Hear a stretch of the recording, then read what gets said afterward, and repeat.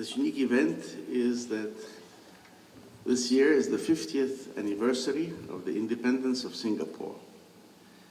And Singapore is a small country in East Asia that has given the world much to think about and much to reflect about. In some ways, I followed the growth of Singapore over the years because I was involved with the World Bank for 28 years, and we were looking at development in various countries. And I have been, of course, an enormous admirer of what has been achieved there. If you think for a moment on what Singapore was like 50 years ago, it just obtained its independence from Malaysia, and it had no water at all, had to import its water. It had no agriculture, it had no industry, had a port, and it had wonderful, wonderful people. And it also had a great leader who had a vision, and a vision which we in the World Bank used to argue with him about, that it was unrealistic that so much could be done. And the forecasts that the one big asset was to be the port of Singapore, and the forecasts that they had placed were obviously wrong. I mean, little Singapore was going to outpace and become bigger than Rotterdam within X years, and they said, yes, we stand on that projection, and we had these arguments on projections, and guess what? They beat the projections. They were ahead of Rotterdam faster than they had said they would be. And then there was an enormous investment in education, public housing, many other things. And Singapore achieved many, many, many records, of which perhaps some of the most notable is that it has one of the most squeaky clean administrations in the whole world, where many developing countries that had gained their independence in the late 50s or early 60s were burdened by corruption, burdened by societal rift, ethnic and religious differences. This was not the case in Singapore. And all the challenges were there. 4 basic ethnic religious groups, presumably could easily have turned into internecine fighting, as we have seen in so many other places throughout Asia, but no. A Singaporean identity was created. And Singapore went from achievement to achievement, and specifically I would emphasize in education.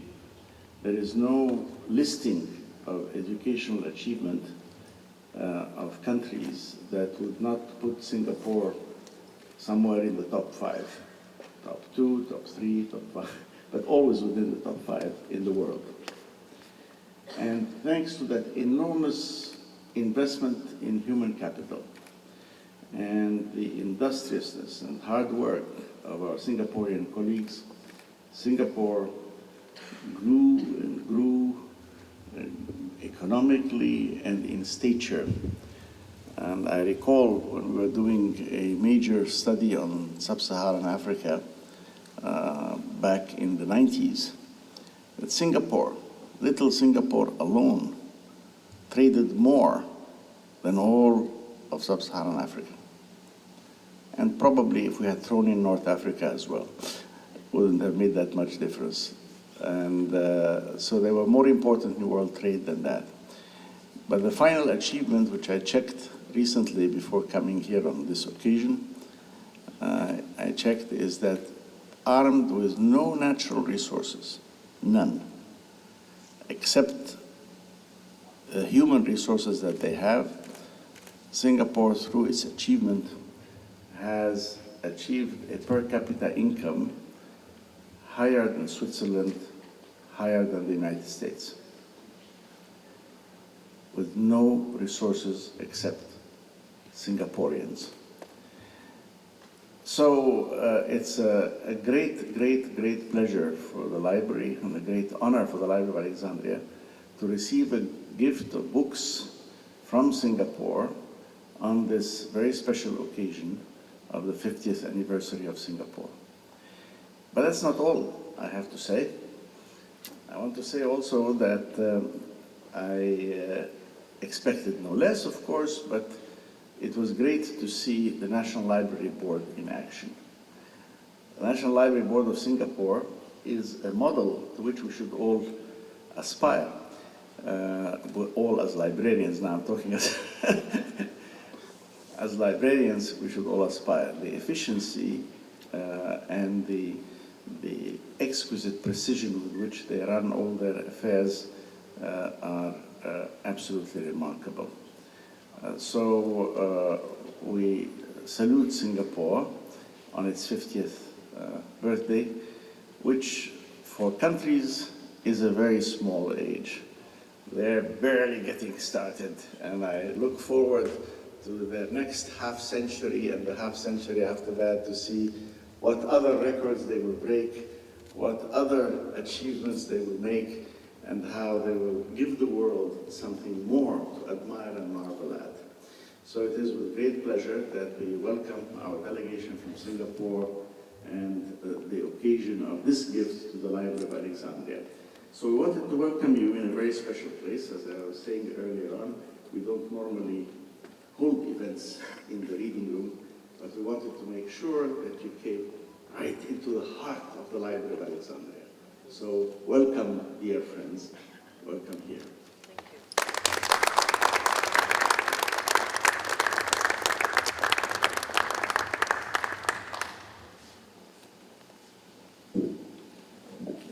Good morning, ladies and gentlemen. Thank you very much for coming. Oh, there's so many people, I didn't realize that. Thank you for coming. Thank you, Dr. Ismail, for your very, very kind words. I really appreciate it. And thank you, first, on behalf of Singapore, for your very kind words. Okay, I'm very happy to be here for two things. First, in this beautiful, historic, renowned Bibliotheca Alexandrina. It's beautiful, and I think this is my first visit here. We will certainly go for a tour after that.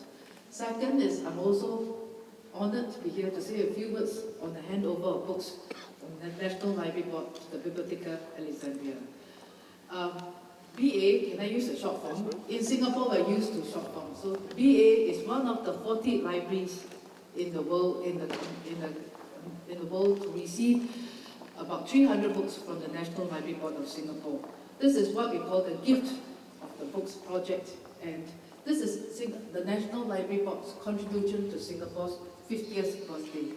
And these books are selected by the librarians, and they will cover Singapore authors, and they also feature the various areas of Singapore life, our cityscape. We have architecture, we have economics, we have history, and also the most important what Singaporeans love is also food that we loved very much in Singapore. Okay, we hope that the books will help to readers in Egypt to have an understanding of Singapore life, especially in a multiracial society, and we hope that it's also in a small way help to promote or better relations between Singapore and Egypt. With this, I thank you very much.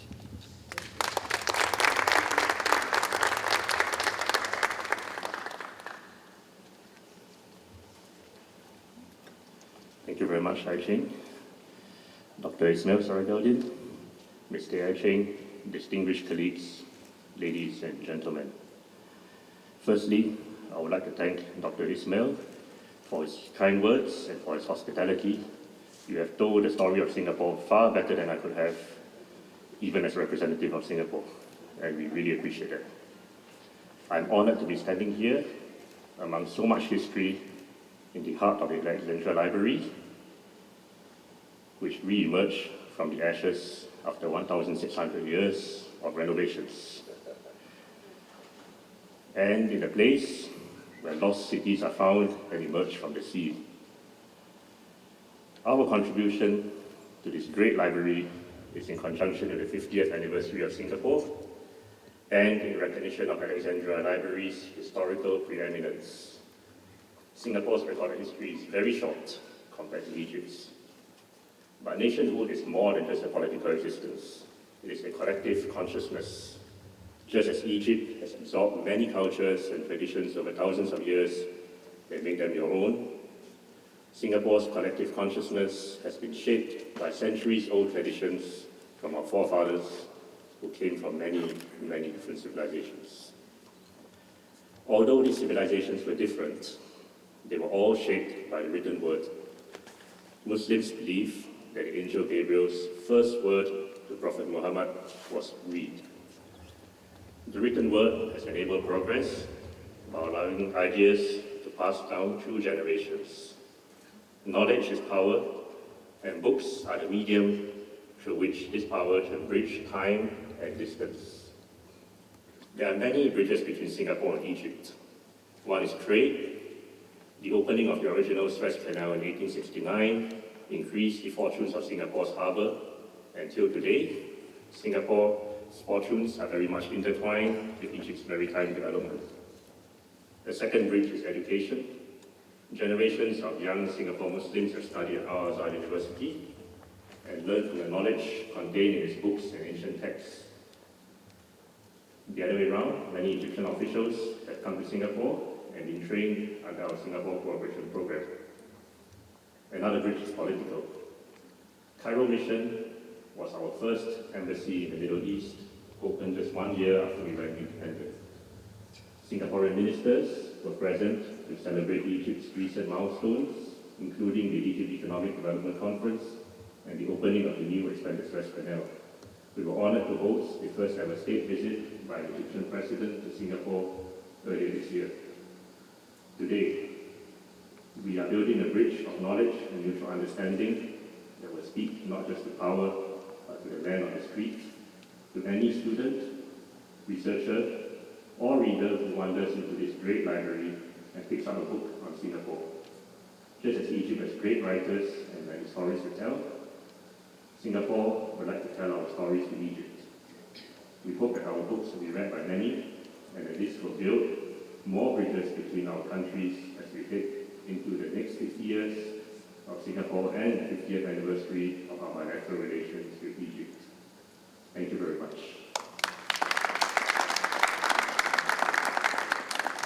I invite Dr. Saragali and the stage for one panel.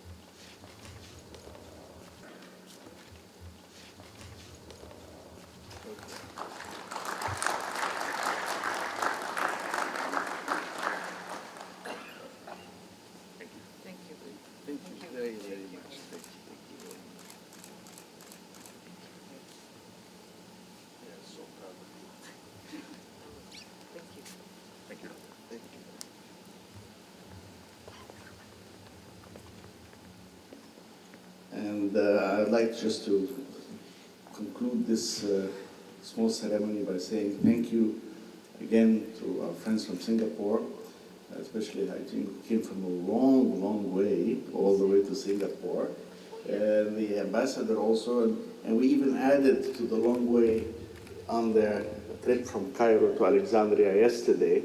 So, but you know, nothing can stop Singapore. So, not rains, not mud flies, not demonstrations. They were going to come here, and here they are.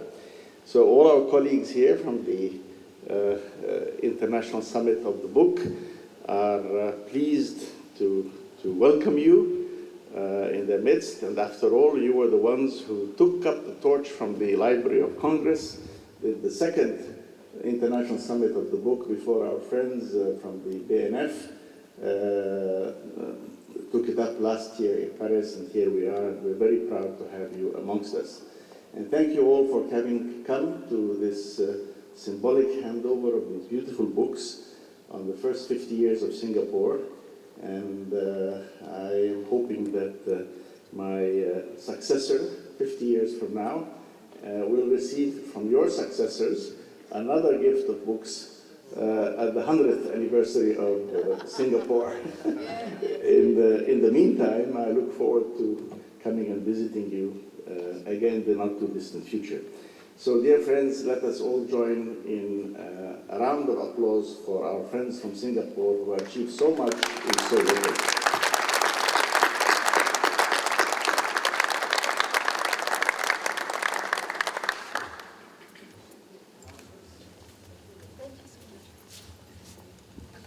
Now we're going to move to the lecture hall to start our first lecture this morning. Thank you for coming.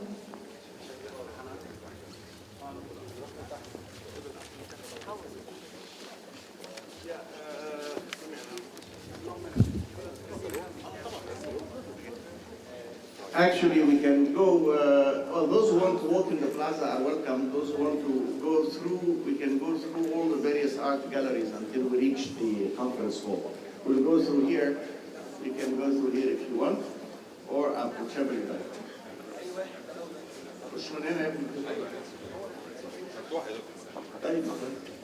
We can go through here. It will take us, we'll walk underneath the plaza in the middle of art galleries.